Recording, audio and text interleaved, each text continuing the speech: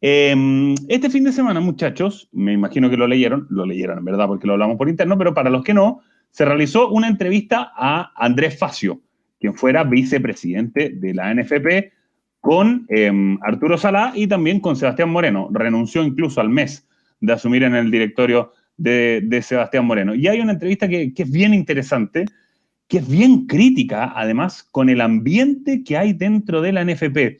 José Tomás, parto contigo. Me parece que las próximas semanas vamos a vivir un ambiente bastante tenso en lo que es las elecciones de la NFP.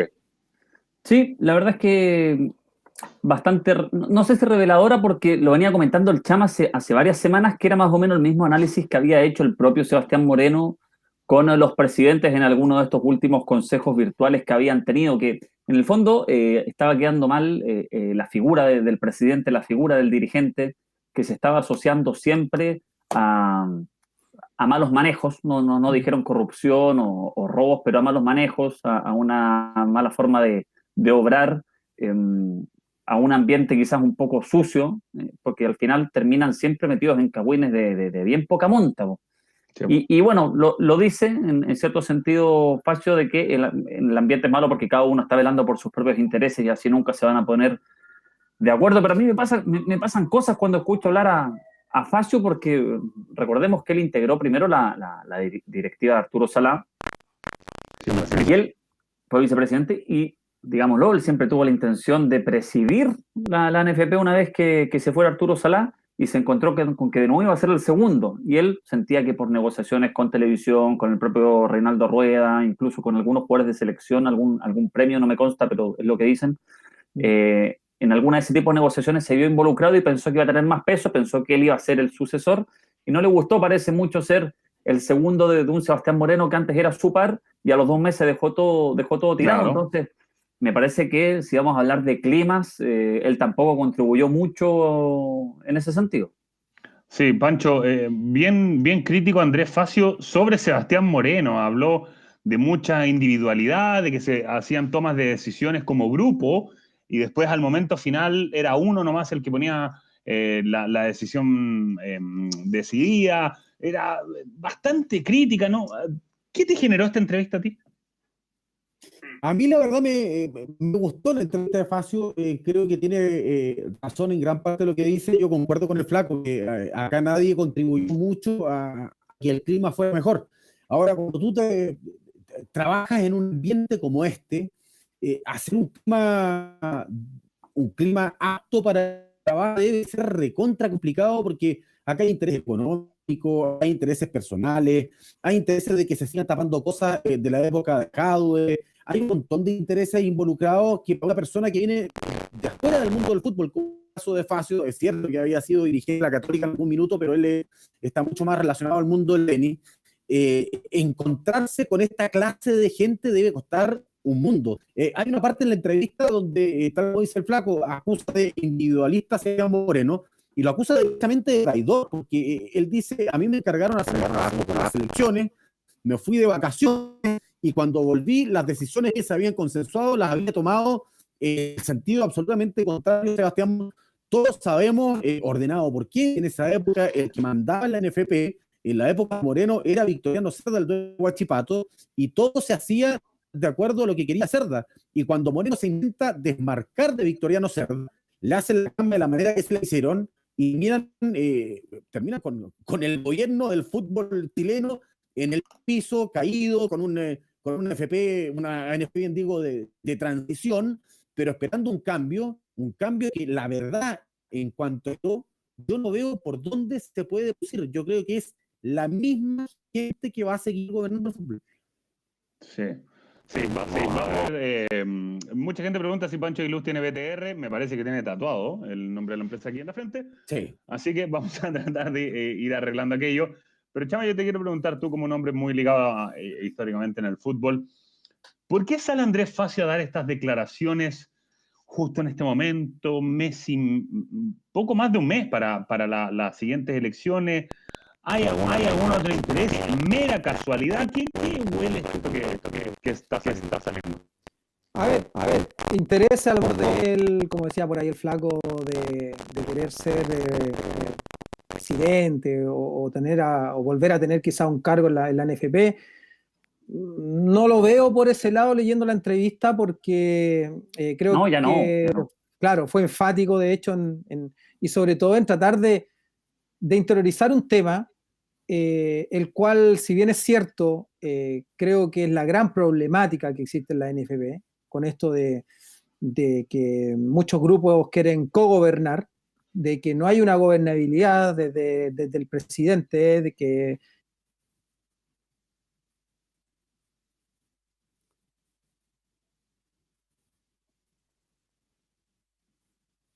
se ha manipulado, se ha también intentado, ¿cierto?, generar objetivos en beneficio del fútbol chileno y lamentablemente no lo han conseguido. Entonces, no lo han conseguido por intereses nada más que personales y eso creo que yo al final es lo que me quedo con lo que dice en este caso Facio, que hay grupos que quieren cogobernar y que no dejan generar esa gobernabilidad. Parece que estamos, no sé, Marcelo.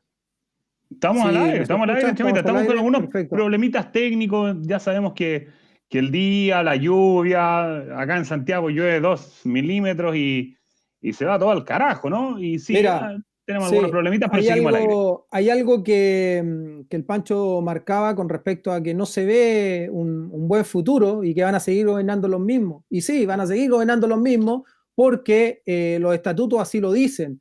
Incluso tú para estar en un cargo a nivel dirigencial, en este caso una mesa de directorio en la NFP, tienes que cumplir ciertos requisitos y esos requisitos son de estar 3 años, 4 años como mínimo, y eso implica que van a estar exactamente los mismos que ya llevan un par de años, incluso cogobernando. Entonces, ¿a qué me refiero? Que no dejan crecer, pues, que no hay un lineamiento grupal en beneficio del fútbol chileno, nada más en beneficios personales. Entonces, eso termina por echar pie cualquier proyecto serio o cualquier proyecto pensando en el futuro. Yo me pregunto, los dos candidatos que están el día de hoy, hemos escuchado con certeza y con claridad sus proyectos, ¿cierto? A la hora de que les toque gobernar. No.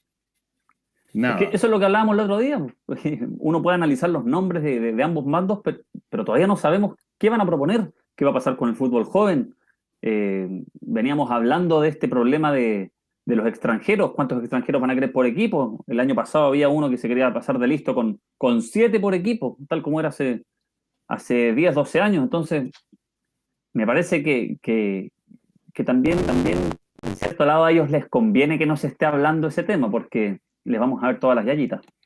Es que ¿ustedes recuerdan muchas veces que hayan dado a conocer su plan de gobierno? Sí, algunos sí. Sí, así público. Pero en líneas generales.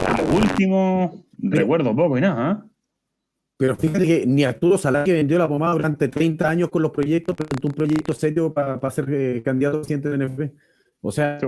Yo no recuerdo, tal como dice Marcelo, no recuerdo una elección de NFP donde haya algún candidato presentando un proyecto real de desarrollo del fútbol chileno.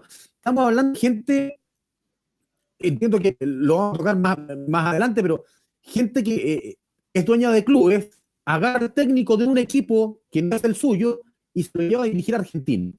Estamos hablando de gente que el trabajo de las divisiones inferiores no les interesa porque creen que es una pérdida de plata en lugar de una inversión.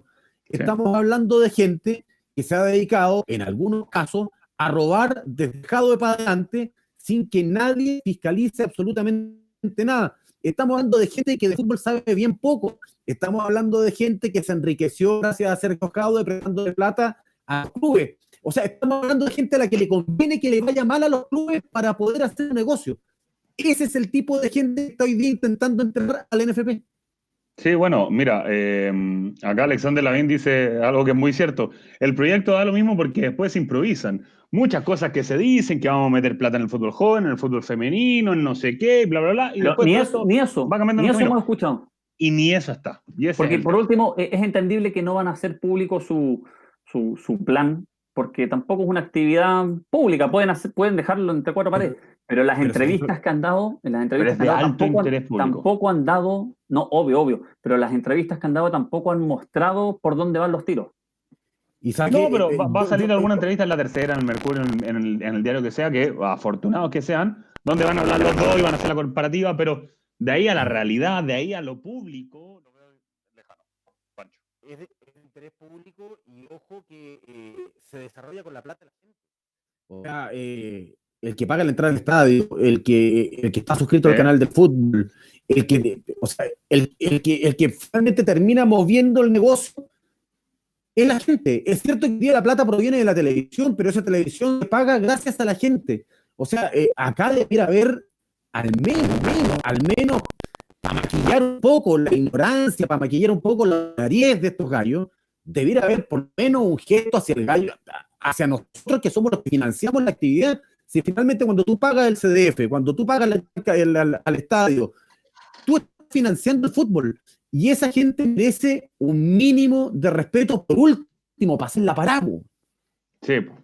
Pero Bueno, mira, cuando Facio habla de esto de que con Salá, por ejemplo, se sentía cómodo porque se respetaban los roles y hace la comparación con el gobierno, en este caso con el liderazgo de Sebastián Moreno, y uno puede entender en algún momento o quizás puede, no sé, poner en el piso que Moreno tenía buenas intenciones pensando en el futuro del fútbol chileno, tratando de pavimentar, ¿cierto?, un proyecto a largo plazo del fútbol joven, un poco de lo que se venía armando quizás con Salá, pero al final te das cuenta que más allá de tener un liderazgo a lo mejor presidencialista en este caso, no tiene mucho poder el presidente, porque al final son los clubes los que votan y son los clubes, la gran cantidad en este caso de presidentes de los clubes, que no deja crecer en ese desarrollo. ¿Y por qué lo apunto?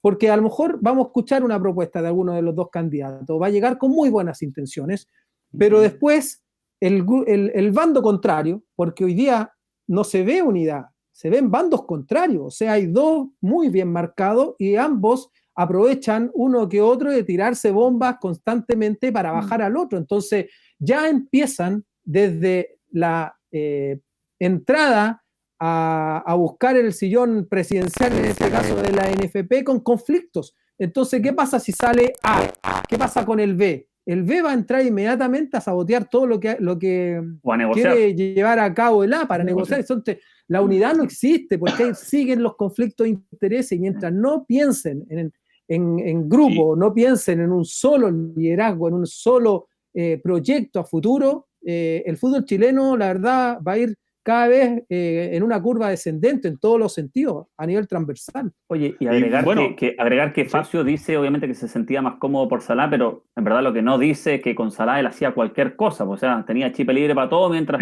sustituyeran un par de ocasiones a Salá en varias reuniones importantes a las que no iba el caballero. Es más, recordemos, cuando se va Juan Antonio Pizzi, el encargado de buscar nuevo entrenador fue Andrés Facio, el vicepresidente de la asociación. Esto es algo de la federación, donde presidía así Arturo Salá, pero acá el encargado de buscar un reemplazo para Juan Antonio Pizzi fue Facio. Pero fíjate, por algo le pusimos Benedicto XVI a Salá, pues, sí. O sea, no existía. Salá no hacía nada, si el que trabajaba en la NFP de verdad era Andrés Facio. O sea, el NFP le decía a la reina Isabel a Salá. Ese era el apodo que recibía de parte de los empleados de la NFP. La reina Isabel, porque estaba el primer ministro haciendo todo y la reina descansando en su palacio.